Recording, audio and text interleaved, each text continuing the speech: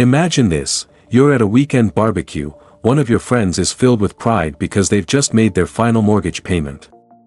Everyone claps, raises their drinks, and calls them smart and responsible. But over by the grill, the wealthiest couple in the group just smiles quietly. They're not jealous. It's not that they can't afford to pay off their house, they absolutely can. They just know something that most people over 50 don't, something that might surprise you. Here's the truth that could completely change how you think about money: rich people almost never rush to pay off their mortgage, especially after 50. And if you're trying to become mortgage-free as quickly as possible, you might actually be making a huge financial mistake. In this video, I'll explain why the wealthy view debt differently, why your fully paid-off home might secretly be draining your wealth, and what smarter options you should consider instead. This isn't just a theory, this is the real way wealth is built and protected later in life. Here's the first key idea: the old advice your parents gave you is no longer true. For years, we've been taught one clear goal: pay off your mortgage, own your home, and enjoy peace of mind. Maybe your parents even had a mortgage-burning party back in the 80s. Maybe you've dreamed of the day your monthly payments are gone for good. But here's the part no one talks about: that dream made sense in a completely different time. In the 70s and 80s, mortgage rates were insanely high: 12%, 15%, sometimes even 18%. Back then, savings accounts actually paid you 5% to 10% interest. Your house wasn't just your home, it was your best investment. So paying it off early was smart. But today, you're still following rules made for your grandfather's economy while living in your grandson's world. Mortgage rates now are much lower, and there are far better places to grow your money. The problem is, the advice hasn't kept up. I once met a financial advisor in Denver who told me something I'll never forget: the biggest mistake he sees people over 50 make isn't that they don't save enough, it's that they make decisions with their feelings, not with a strategy. And the most emotional mistake of all: rushing to pay off a mortgage that could actually be helping them grow their wealth.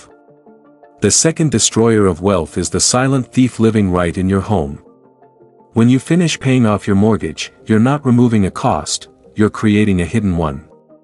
It's what we call the silent thief of wealth. Every dollar you've tied up in your home is a dollar that's not earning, growing, or compounding. It just sits there, like money stuffed in a mattress. Think about it: you wouldn't keep an employee who shows up every day and does nothing, yet that's exactly what home equity is. It's unemployed money. Here's a real-life example: if you have $30,000 in equity sitting in your house, and that money could have earned just 6% a year, you're missing out on $18,000 annually, $1,500 every single month that could be flowing into your pocket, but isn't. And this isn't just for 1 year, it's year after year, for life. Wealthy people figured this out a long time ago. They don't see a paid-off house as safety. They see it as a lazy pile of cash doing nothing. Last month, I heard Paul from Michigan call into a radio show. He was 62 and proud to have just paid off his $400,000 home. But after the host explained the numbers, Paul realized he was giving up about $24,000 a year in potential returns, $2,000 every month he could have been earning. Does that sound familiar? Have you ever considered what your home equity is really costing you in missed opportunities? Now you can see why wealthy people think differently. To them, a paid-off house isn't financial security, it's just money sitting idle while inflation quietly eats away at its value. If this made you think differently about your own home, type "eye-opening" in the comments. I'd love to know if this is shifting how you see your biggest asset. The third financial trap is a liquidity crisis that no one talks about. This becomes especially serious after age 50. The real threat to your financial safety isn't having a mortgage, it's the false sense of security that comes from locking all your wealth into your home. You can't sell a bathroom to pay for surgery. You can't slice off your roof to cover long-term care costs. You can't write a check with granite countertops when your kids need help. You could be sitting on $500,000 of home equity and still have no actual money when a crisis hits. I've seen this happen too many times. A couple retires at 62, house fully paid off, and they feel smart and secure, like they've done everything right. But then life happens, a medical emergency, a new roof needed during a market downturn, a phone call from a family member in need. Suddenly, they're in trouble. All their money is tied up in the house, and they're cash poor with no easy way to access the wealth they thought they had. Many retired people can't qualify for loans anymore and don't want to sell their homes, so they end up feeling stuck, like prisoners in their own paid-off mansion. But wealthy people understand something essential: liquidity is like oxygen for your financial life. After age 50, when your income can become uncertain and unexpected expenses start to pop up, having access to cash isn't just helpful, it's necessary for survival. Remember Jim from Texas? I mentioned him earlier. He owned his house outright and felt financially safe. Then his wife needed surgery, and insurance only covered part of it. Jim had $600,000 in home equity, but he couldn't get to it quickly without going through difficult bank processes or taking out costly emergency loans.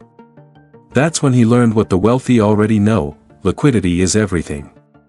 After 50, income gets less stable, and surprise expenses become more common. Having flexible access to cash becomes crucial. That's why wealthy people often keep their mortgages. It's not because they can't afford to pay them off, but because they understand a key money principle: control matters more than ownership. Real security at that stage of life isn't about getting rid of debt, it's about having the flexibility to respond to whatever life throws your way. Now let's look at the fourth secret strategy, a hidden tax advantage that most people overlook. Your mortgage isn't just a loan, it can actually be a tax benefit. When you pay it off, you're getting rid of one of the last tax-deductible types of interest that's still available to most Americans. If you itemize deductions, especially in states with high living costs, mortgage interest can lower your taxable income year after year. But there's something even more important that many miss. When wealthy people need money, they don't sell stocks or pull from retirement accounts, because that triggers taxes right away. Instead of selling their investments and triggering taxes, wealthy people often tap into their home equity through a low-interest mortgage or a home equity line of credit, HELOC, to get the money they need. And here's the smart part: borrowed money isn't taxed. That means no capital gains, no early withdrawal penalties, and no risk of moving into a higher tax bracket. A financial planner in Arizona once told me about a client who needed $50,000 for his daughter's wedding.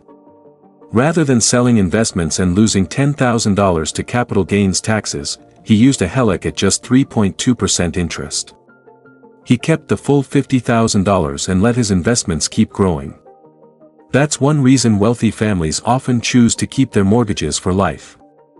It gives them access to their money, tax-free, whenever they need it, without causing a tax headache. They're not trying to cheat the system, they're just smart enough to avoid triggering taxes when it's not necessary. It's not about loving debt, it's about having control over their own money without handing over a big portion to the government every time they need cash. Now, let's talk about the fifth hidden advantage, the gift of inflation that most people ignore. This is something very few people understand, but once you do, you'll never see your mortgage the same way again. A fixed-rate mortgage is actually the only kind of debt that becomes cheaper every year you hold it. Let me explain with a simple example.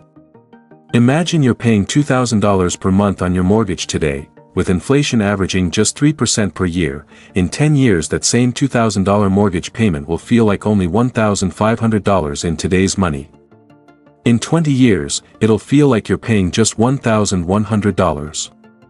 That's because inflation slowly reduces the real value of your payments, meaning you're paying the bank back with weaker dollars as time goes on. It's like having an invisible partner who quietly covers more and more of your loan each year, without you doing anything. This isn't some advanced financial trick, it's basic economics that wealthy people understand and use to their advantage, while most others try to avoid it. I had a conversation last year with a Japanese entrepreneur who explained it perfectly. He said, "Americans are taught to fear debt and inflation, but smart money knows that if you lock in low-interest debt, inflation actually helps you. Why rush to pay off a loan using today's strong dollars, when you can let inflation slowly make your payments lighter. Think about it like this: if you have a mortgage under 4% and inflation runs at 3%, your true cost of borrowing is only about 1%. When you consider how the value of money changes over time, you're almost borrowing for free. That's not a financial burden, it's a gift that keeps working in your favor year after year. The wealthy accept that gift with open arms, while most people throw it away by paying off cheap debt with today's expensive dollars. Now, let me show you exactly how this works in real life with a true example that'll make it crystal clear. Meet Sarah, a 52-year-old teacher from Ohio. Sarah has $200,000 left on her mortgage at a fixed 3.5% interest rate and also has $200,000 sitting in savings. She's thinking about using that money to pay off her house and be completely debt-free. On the surface, it sounds like the smart and responsible thing to do: no more monthly payments, and a clean slate heading into retirement at age 52. But let's break down what this decision actually costs her. In the first scenario, Sarah uses her savings to pay off the mortgage. Over the next 15 years, she saves around $130,000 in interest and owns her home outright, which gives her peace of mind. In the second scenario, she keeps the mortgage and instead invests the $200,000 in a balanced portfolio earning 7% annually, which is a fairly conservative return over a 15-year period. That investment would grow to about $550,000. Yes, she still pays the $130,000 in interest on her mortgage, but in the end, she ends up with $220,000 more than if she had paid off the house. Think about that. In trying to avoid $130,000 in interest, she missed out on $350,000 in investment growth. What she thought was the safe, responsible move actually ended up costing her more than she saved. That's not smart money management, it's financial sabotage that looks like a wise decision on the surface. Have you ever fallen into one of these traps yourself? Share your story in the comments, it might help someone else avoid the same mistake. I also love hearing how these insights are helping people see their money in a new way. Now, let's look at the seventh principle, the strategic mortgage method. What do wealthy people actually do instead? I'll walk you through the exact four-step framework they use, especially if you're over 50 and thinking about how to handle your mortgage. Step 1 is to keep mortgages with interest rates under 4% for as long as possible. If you have a fixed-rate mortgage below 4%, you're holding on to one of the best borrowing deals you may ever get in your lifetime. Don't throw away that advantage, protect it and use it wisely. Step 2 is to invest the money you would have used to pay off the mortgage. Don't just save it, put it to work. Invest in diversified portfolios, dividend-paying stocks, real estate investment trusts, or other income-producing assets. Even a modest return of 6 to 7% over time will far outweigh the cost of your mortgage interest. Step 3 is to always keep at least 1 year's worth of mortgage payments in a liquid savings account. This is your safety net, your sleep well at night money. It gives you peace of mind and ensures that if something unexpected happens, your home and financial security are not at risk. You can be smart and strategic without taking big risks.